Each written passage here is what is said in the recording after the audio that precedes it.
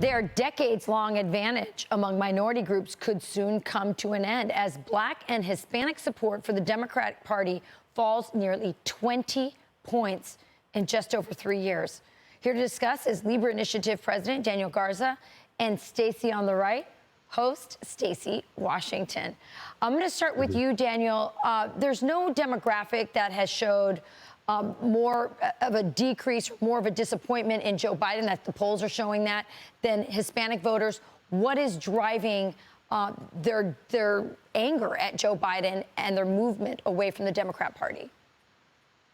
Well, Rachel, you're right. I think the GOP has been gaining fast on the Democrats' long-standing advantage with Latinos for some time now. And the Democrats are going to be left behind if they continue really the denial that they're bleeding votes from the largest swing voting bloc in America by imposing really their priority on us, right? And siding with the extreme flank of the party.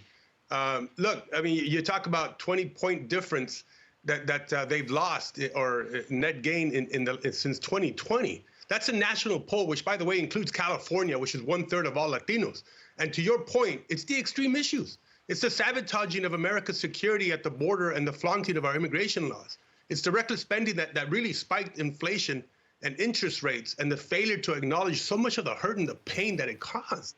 It's pushing this really expensive green energy boondoggles that the environmentalist extremists are imposing on Americans, anti-school choice, men in girls' locker rooms, the race baiting that Latinos are really uncomfortable with. This is, I mean, you want to turn off Latinos? Keep pushing this stuff. Yeah, no question. Stacey, Daniel brought up illegal immigration. I've never seen it play out so starkly in the Black community. So a lot of Black Americans, we've been doing segment after segment, Black Americans seeing, you know, prepaid credit cards, free housing, everything going to illegal immigrants. And they're saying, and on top of it, they're coming into their neighborhoods, not to Martha Vineyards, where they get, you know, kicked out right away. So how much is that issue playing into some of the disappointment and these really shocking numbers in the Black community for the Democrat Party? Well, I think the most important thing that you just stated there is that it's something that they can see. It's something Black Americans can see in their communities, children being kicked out of school to let migrants stay in the gym, the really stark amount of costs that are being spent, $9,000 a month for residents of Chicago. That these are migrants who are getting that, and the people who pay the taxes are getting nothing. So you pile that angst on top of car insurance being up 20.3%, baby food up 7.3%, rent up 6.2%.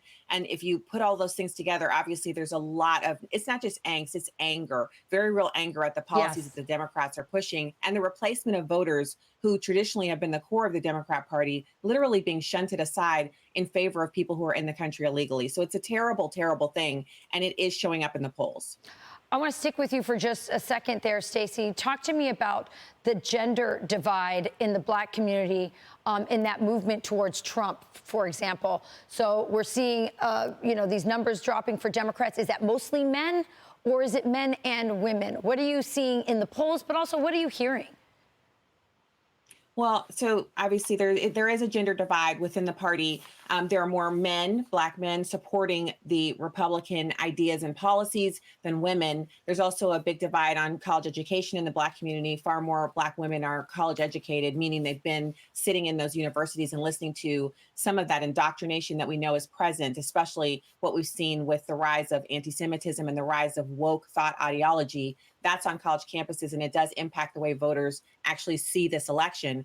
But on the main, I think the bigger issues, the kitchen table issues, core issues that are facing Americans that you can't escape. Your ideology doesn't help when you're looking for diapers and they're not on the shelves. It doesn't help when you're trying to deal with a child who might be feeling confused about their gender and you're being pressured to put hormones or surgery on the table when that child needs therapy and love and attention and support. And so those kinds of things really transcend the ideological divide and the gender divide. Daniel, I don't have a lot of time left, but is it the kitchen table issues for Hispanics as well? Or is also foreign policy and the global instability and the fact that people think we're on the brink of World War III, and Hispanics and Blacks are very overrepresented in the military? How much does that have to play into it? Look, it's about governing and governing with common sense. If finding common ground for Republicans is going to be important, this is not about compromising your principles. I think there's too much at stake, too much at risk to remain divided and polarized. I mean, the GOP should not fall into the trap of us versus them. They need to govern, negotiate with the American people in mind, and stay laser focused on resolving issues. I mean, look, to get ahead, others don't need to stay behind. To succeed, others don't need to fail. The GOP should drive an agenda that shows that we all can rise. Yeah, great message from both of you. These numbers are interesting, and we're going to be checking back with you this entire election season to see where it goes. Thanks so much, Daniel and Stacy.